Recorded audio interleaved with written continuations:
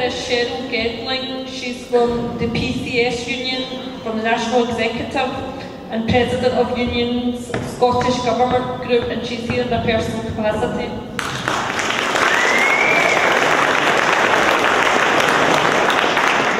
Thanks very much for the invite, and it is a fantastic turnout and a fantastic venue today. And when you think of everything else that's going on, and I know you could attend a meeting every night of the week, every hour of the day, I think it's really, really impressive to see the amount of people that are here today.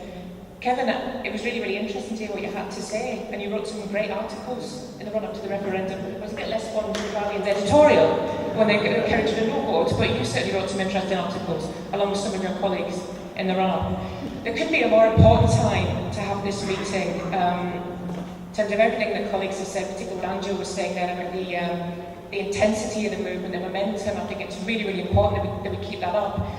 I do want to talk a little bit today about the kind of trade union perspective and how important it is that trade union voices are heard in a campaign for socialist policies and to continue to campaign actually for a socialist Scotland and for independence. You know, that fight goes on. If you don't know anything about PCS, PCS is a union representing civil servants. We're not affiliated to any political party, so we have no loyalties other than to our members.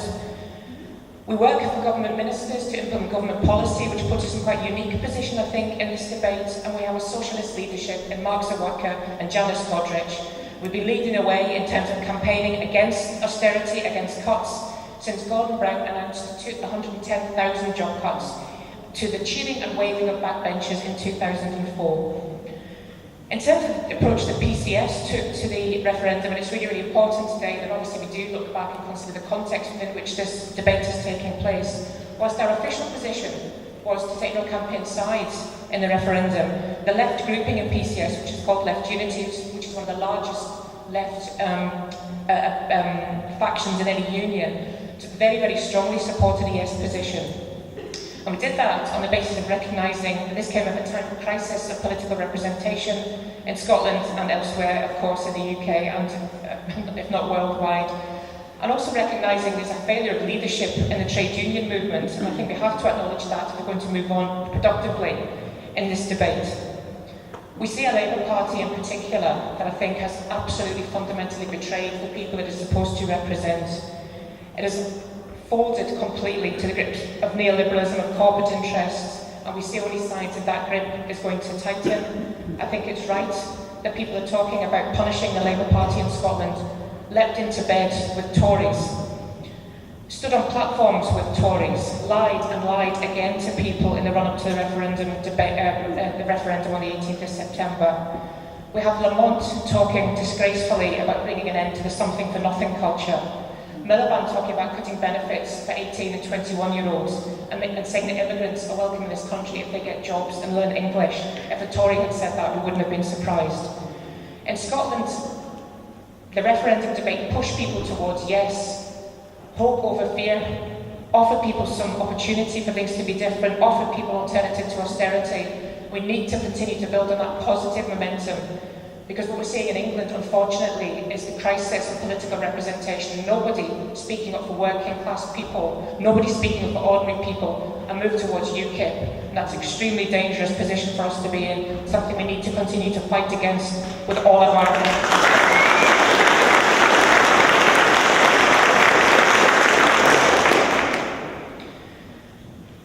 What we have seen, I think, is, as I say, the offer of hope for change. What we have seen as well is, of course, a reaction against in other unions, other trade unions. Of course, other unions did what they wanted to do, and a number of them didn't take any position at all. But for those that did, we've seen a real reaction against that, with Ulster reporting a 13% drop in membership as people leave their union because of their support of Labour. And that's a real danger for us, actually. We don't want people to be leaving their unions. It's really, really important that the trade union movement is strong. What we want is people to stay in their unions and change that.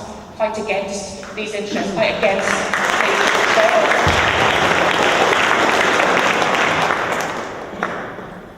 So what we need, of course, a more progressive policy. It's kind of socially just Scotland that you've heard other speakers on this platform talk about. And I think one of the things that is a massive matter of regret and shows how far we've moved is that when we call, as PCS does, for an alternative to austerity that's based on fair pay and pensions, an end to privatisation, tax justice, and progressive taxes, a fair and equitable social security system, defence of the welfare state, and investment in public services, and an extension of public ownership, renationalisation of key utilities, and an end to repressive anti-trade union legislation and proper trade union rights. These sound radical, these sound like extremely radical policies, and of course they're not. They should be at the heart of what we want in a socially just Scotland. And I think it's really, really dangerous that these sound radical. We need to draw these back into the mainstream and get an acknowledgement from mainstream political parties that these are things we should be fighting for. We shouldn't be embarrassed or frightened to ask for these policies.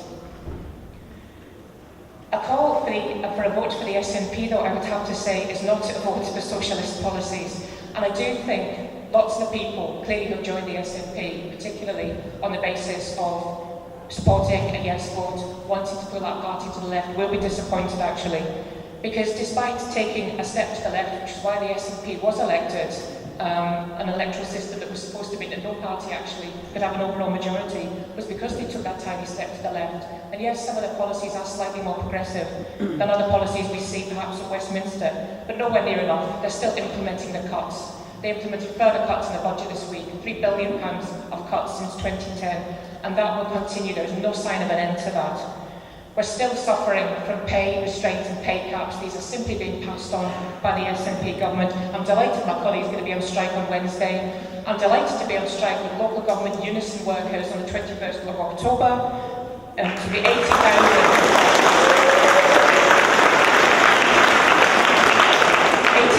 civil and public sector workers on strike saying enough is enough. We want an end to pay restraint. We want fair pay increases, fair pensions, and an end to attacks on terms and conditions. And whether that's from Westminster or Holyrood, the attacks are the same, and we need to stand and fight against them. So this is why I think the call to vote for the SNP is the wrong call, but we need, I think, to act very, very quickly in terms of the coming together of the left. And in calling for that, I think we all recognise some compromise is going to be needed by all parts of the left, actually. And I think we have to have an honest acknowledgement of that. We have to have the debate and dialogue that Angela was just talking about. But that cannot be based on saying we welcome all people who support socialist policies, except for certain individuals. And I think it is important to say that.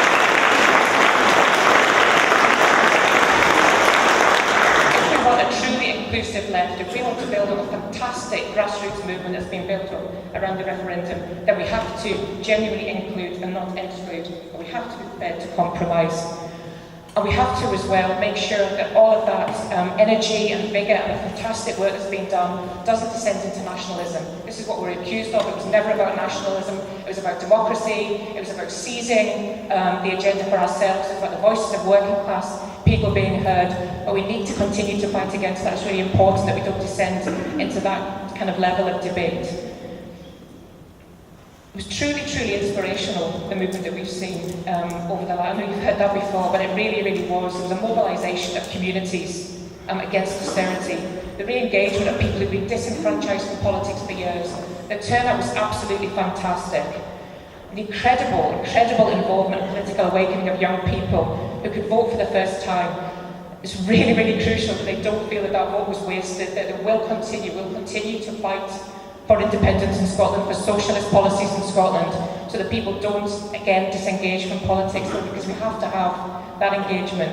And of course, above all, the re-emergence of the working class as a force that the British state cannot continue to ignore.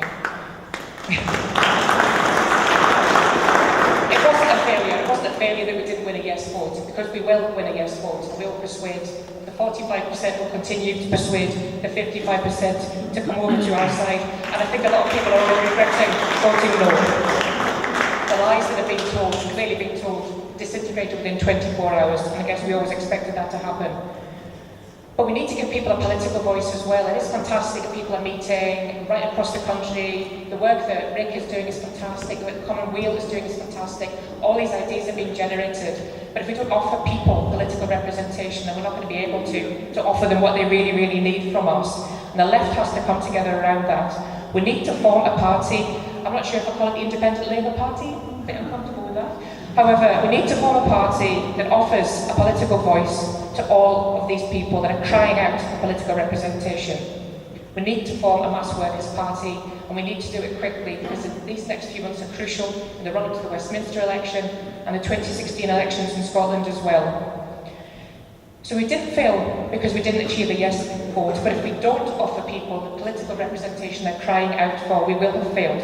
History will record that and judge us for not doing that. So let's not fail. Let's continue to fight, campaign and call for a socialist Scotland.